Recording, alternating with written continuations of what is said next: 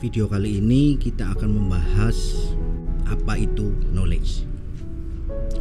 Seperti yang selalu saya bilang sebelumnya, seorang pelaut bagi saya wajib memiliki knowledge meskipun dia tidak berpengalaman.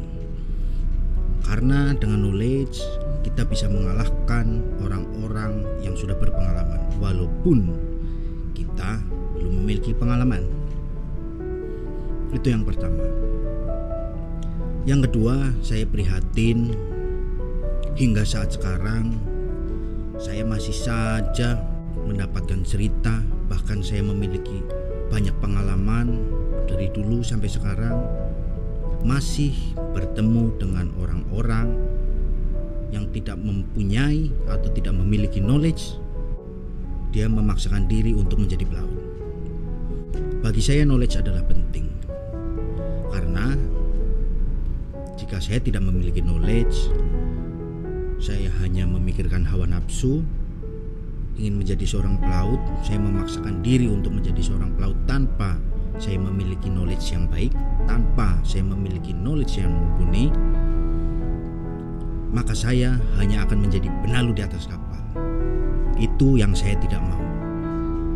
Karena bisa kita bayangkan, apabila saya tanpa memiliki knowledge yang baik, tanpa memiliki knowledge yang mumpuni, saya memaksakan diri ke atas kapal, dan di atas kapal terjadi sesuatu yang tidak kita inginkan. Kita ambil contoh misalnya, di atas kapal terjadi kebakaran misalnya. Seperti kita ketahui, setiap kru di atas kapal memiliki tugas dan tanggung jawab masing-masing, terutama di keadaan darurat.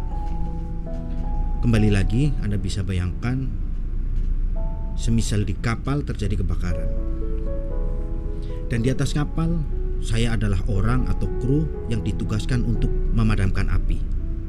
Saat terjadi kebakaran, saya tidak memiliki knowledge, saya tidak memiliki pengetahuan bagaimana cara memadamkan api yang baik dan benar. Anda bisa bayangkan, padahal saya seorang firefighter. Maka yang terjadi adalah ketika terjadi kebakaran, saya tidak bisa memadamkan api dengan baik, dan api bisa terus membesar. Dan apabila api terus membesar, otomatis itu akan membahayakan semua kru di atas kapal. Apalagi apabila kita bekerja di kapal-kapal yang high risk atau berisiko tinggi, LPG misalnya, tanker misalnya, LNG, itu kapal-kapal high risk dengan muatan-muatan berbahaya. Anda bisa bayangkan. Jadi apabila ada seseorang bekerja di kapal, apabila ada seseorang menjadi seorang pelaut tanpa memiliki knowledge, dia bisa menjadi benalu dan dia bisa membahayakan kru lain di atas kapal. Itu yang perlu menjadi catatan. Kemudian yang kedua, apabila saya tidak memiliki knowledge yang mumpuni, memaksakan diri menjadi seorang pelaut, saya berada di atas kapal. Seperti saya utarakan sebelumnya, setiap kru memiliki tugas dan tanggung jawab masing-masing. Apabila saya tidak tahu akan tugas dan tanggung jawab masing-masing, termasuk diri saya sendiri, otomatis saya hanya akan menjadi gunjingan, saya hanya akan menjadi topik pembicaraan oleh kru lain, terutama oleh atasan. Dan apabila itu terjadi, Anda bisa bayangkan, saya tidak memiliki skill yang mumpuni, tidak memiliki knowledge yang mumpuni di atas kapal. Atasan saya, semua orang di atas kapal, terutama dari negara lain, akan memandang, akan berpikiran bahwa pelaut Indonesia adalah pelaut yang abal-abal. Karena satu dua orang, karena kesalahan saya yang memaksakan diri tanpa knowledge ke atas kapal, maka semua nama pelaut akan jelek, terutama pelaut Indonesia. Itu yang saya jaga, itu yang saya tidak mau. Maka dari itu saya selalu tekankan kepada kawan-kawan, sebelum naik ke atas kapal, persiapkan diri Anda, persiapkan knowledge Anda sebagai pelaut. knowledge bisa didapatkan dari mana saja, bukan dari hanya pengalaman. Karena bagi saya knowledge dan pengalaman adalah dua hal yang berbeda. Orang bisa memiliki pengetahuan tentang pelaut tanpa pengalaman. Kalau orang memiliki knowledge yang baik, dia belum memiliki pengalaman, ketika dia di atas kapal, dia akan mudah beradaptasi dengan sebuah kapal karena dia sudah memiliki bekal sebelumnya. Itulah mengapa bagi saya knowledge dan pengalaman adalah dua hal yang berbeda. Untuk menjadi orang berpengalaman, kita perlu knowledge. Dan untuk menjadi orang yang berskill, kita perlu knowledge dan pengalaman. Jadi kalau Anda sudah punya knowledge yang baik, pengalaman yang mumpuni, maka itu artinya Anda sudah memiliki skill yang baik. Dan tentunya apabila Anda sudah memiliki skill yang baik untuk seorang pelaut, Anda sudah memiliki nilai jual yang tinggi di depan perusahaan. Berbicara tentang knowledge, ada beberapa knowledge, beberapa ilmu, beberapa pengetahuan yang bisa kita dapatkan. Secara umum, secara simpel, knowledge yang akan saya bahas pertama adalah bahasa Inggris. Kenapa bahasa Inggris? Karena target kita adalah menjadi pelaut yang berstandar internasional. Sudah tentunya di atas kapal, terutama di kapal luar negeri, semua sign, semua tanda, semua paperwork, sirkular, semua berupa bahasa Inggris.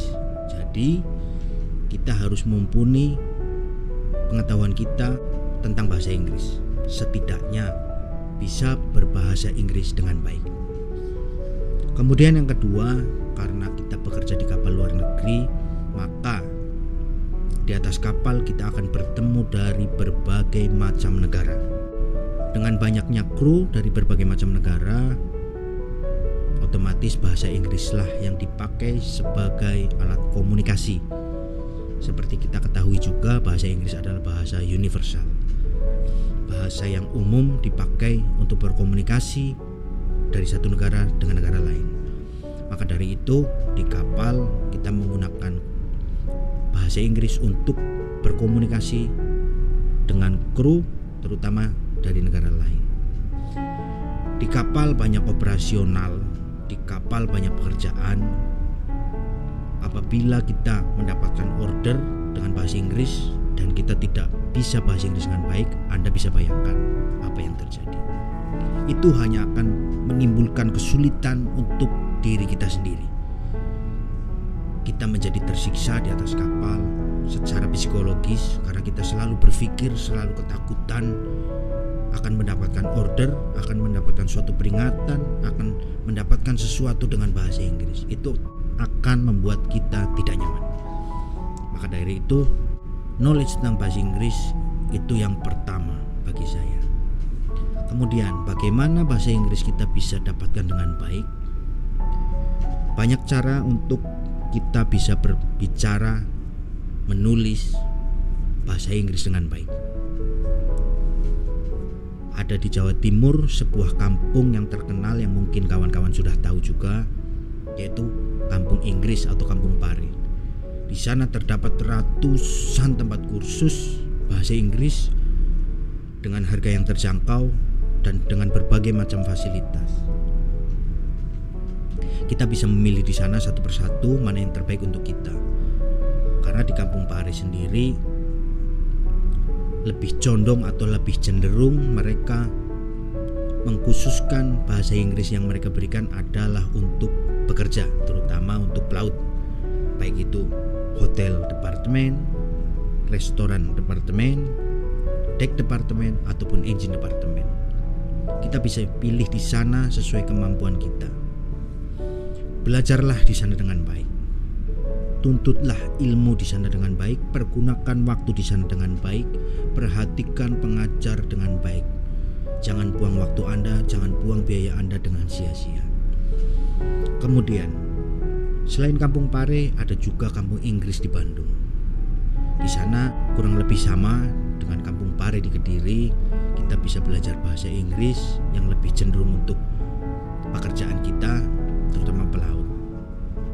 Apabila kita menempuh jalur kursus, yang kita perlukan adalah sebuah biaya. Sudah tentunya biaya adalah pendukung kita untuk menjadi seorang pelaut. Lalu kemudian apakah ada alternatif lain agar kita bisa meminimalisir biaya untuk menempuh bahasa Inggris? Jawabannya ada. Banyak cara kita bisa gunakan untuk belajar bahasa Inggris. Contoh yang simpel bagi saya adalah hampir setiap orang pada saat ini memiliki kuota internet. Kita bisa gunakan kuota internet itu dengan bijak. Kita bisa gunakan kuota internet itu untuk belajar bahasa Inggris. Banyak referensi di internet untuk belajar bahasa Inggris dengan baik dan benar dan dengan cepat. Salah satu contoh platform adalah dari YouTube. Banyak referensi di YouTube, banyak YouTuber di YouTube, banyak channel di YouTube yang mengajarkan cara simple, cara cepat, baik dan benar berbahasa Inggris. Kita bisa belajar dari sana. Dengan biaya internet yang terjangkau, kita bisa mendapatkan ilmu yang lebih banyak. Jadi, mulai sekarang mulailah dengan bijak penggunaan internet Anda. Perbanyaklah penggunaan internet Anda atau kuota Anda untuk belajar atau untuk mendukung mengantar Anda menjadi seorang pelaut yang berstandar internasional. Selain YouTube, kita juga bisa browsing dari Google. Banyak literatur, banyak referensi di Google juga yang mengajarkan bagaimana cara berbahasa Inggris dengan cepat, dengan baik dan benar. Kemudian selain platform di internet, kita juga bisa meminta kawan kita atau sharing kepada kawan kita yang sudah memiliki bahasa Inggris dengan baik dan benar. Tidak perlu malu, tidak perlu gengsi, tidak perlu canggung. Segala sesuatu harus kita lakukan untuk mendapatkan knowledge. Belajarlah bahasa Inggris dari kawan-kawan kita, dari teman-teman kita, dari sahabat kita yang sudah memiliki kemampuan berbahasa Inggris dengan baik. Mintalah mereka untuk mengajari kita bagaimana berbahasa Inggris dengan baik dan benar. Itu juga salah satu cara yang efektif. Kemudian ada beberapa referensi lain yang kita bisa gunakan untuk belajar bahasa Inggris secara nyaman dan enjoy. Melihat film misalnya. Apabila kita melihat film, kita perhatikan bagaimana aktor-aktor film luar negeri berbahasa Inggris. Bagaimana cara pengucapan mereka yang baik dan benar. Kemudian kita belajar mengartikan sedikit demi sedikit melalui running text yang ada. Banyak cara yang kita bisa lakukan untuk mengasah kemampuan berbahasa Inggris kita. Jadi kuncinya kita tekun atau tidak. Karena di dunia ini bagi saya Tuhan menciptakan manusia dengan bobot otak yang sama, dengan kapasitas kemampuan otak yang sama. Jadi menurut saya tidak ada orang bodoh, tidak ada orang pintar di dunia ini. Yang ada hanyalah orang malas atau orang rajin. Jadi itulah knowledge yang pertama yang saya sharing kepada kawan-kawan, yaitu bahasa Inggris. Sekali lagi, asahlah kemampuan berbahasa Inggris Anda dengan baik. Itu kunci yang utama. Karena beberapa bagian kapal, hampir semua di atas kapal menggunakan bahasa Inggris. Jadi kalau Anda tidak bisa berbahasa Inggris dengan baik, Anda tidak akan bisa mengenal kapal dengan baik. Apalagi bekerja di atas kapal dengan baik. Jadi carilah cara sesuai kemampuan, sesuai keinginan yang termudah dan terbaik bagi kawan-kawan. Belajarlah bahasa Inggris, itu yang utama. Dan saya ingin juga menceritakan satu pengalaman mengenai knowledge bahasa Inggris. Ini sebagai pembuktian. Saya memiliki seorang kawan, sahabat yang hanya berpengalaman di perusahaan lokal. Lalu pada suatu ketika dia dihadapkan pada kondisi bahwa dia harus berlayar ke luar negeri. Lalu dia mencoba sharing kepada saya tanpa ragu, tanpa malu, apa saja yang harus dipersiapkan untuk menjadi pelaut yang berstandar internasional. Berbicara pengalaman, sahabat saya tersebut belum terlalu banyak memiliki pengalaman berlayar, hanya mungkin 2 atau 3 kapal, dan itu di perusahaan lokal. Perlu menjadi catatan, di perusahaan lokal. Setelah itu saya berpikir, apa yang saya harus berikan kepada dia. Saya menganalisa kemampuan dia, kemudian saya simpulkan untuk bekerja di atas kapal secara kemampuan, secara pengalaman saya kira sudah cukup. Hanya saja karena dia selama ini berlayar di perusahaan lokal, bahasa Inggris mungkin bagi dia tidak terlalu penting. Tapi karena dia ingin berlayar di luar negeri, saya beritahukan kepada sahabat saya tersebut untuk belajar bahasa Inggris pertama kali. Saya sarankan dia untuk pergi mencari kursus bahasa Inggris yang terbaik, semampu dia, senyaman dia.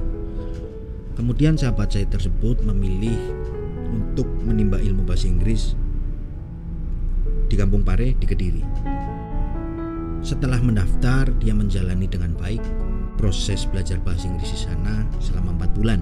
Kemudian setelah 4 bulan, dia memberitahukan kepada saya bahwa dia sudah selesai menempuh 1 paket bahasa Inggris selama 4 bulan.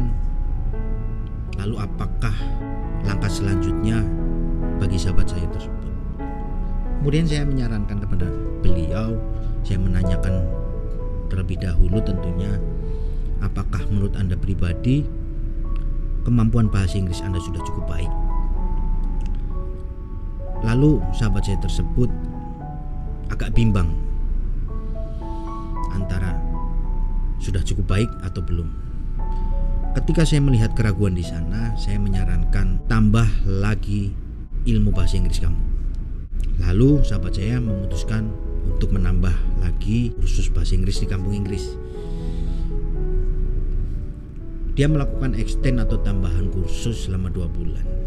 Dia menempuh total selama 6 bulan belajar di Kampung Pare dengan baik.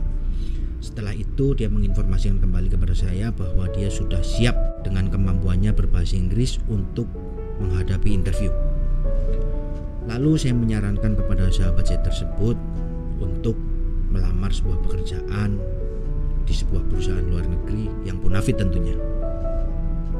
Saya berikan alamat, baik itu email ataupun alamat fisik di perusahaan di Jakarta. Tentunya saya juga menambahkan informasi kepada beliau untuk mengasah knowledge atau merefresh ingatan pekerjaan dan tanggung jawab sebagai posisi dia sewaktu di kapal. Setelah mumpuni, singkat cerita, dia datang melamar ke perusahaan tersebut. Hal yang pertama dia lakukan adalah pengecekan dokumen. Itu umum.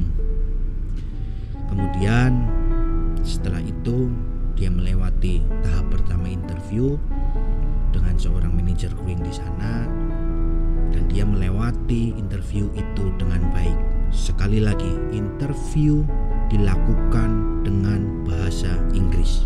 Jadi kemampuan dia yang ditimba selama ini 6 bulan di Kampung Inggris tersebut artinya berjalan baik, karena dia bisa menempuh interview itu dengan baik. Setelah itu dia harus melewati tahap kedua, yaitu Marlin Test. Dan saya cukup terkejut dengan hasilnya. Pertama kali dia melakukan interview, pertama kali dia melakukan Marlin Test, dia mendapatkan skor 80. Untuk seorang pemula itu sudah cukup baik. Singkat cerita, setelah melakukan Marlin Test, dia diterima di perusahaan tersebut. Setelah mengikuti proses-proses selanjutnya, dia dipanggil lagi untuk interview kedua kalinya untuk memastikan bahwa dia siap bekerja di atas kapal. Tentunya interview kedua juga menggunakan bahasa Inggris. Dan setelah interview kedua tersebut, sahabat saya diterima masuk di perusahaan bonafit tersebut. Dan singkat cerita, dia bisa pergi berlayar di luar negeri. Dia menginjakkan kaki di luar negeri pertama kali di Amsterdam di Eropa. Setelah di atas kapal, tentunya dengan kemampuan bahasa Inggris yang baik, dia bisa menyelesaikan kontrak dengan baik dan dia tidak memiliki masalah sedikit pun di atas kapal.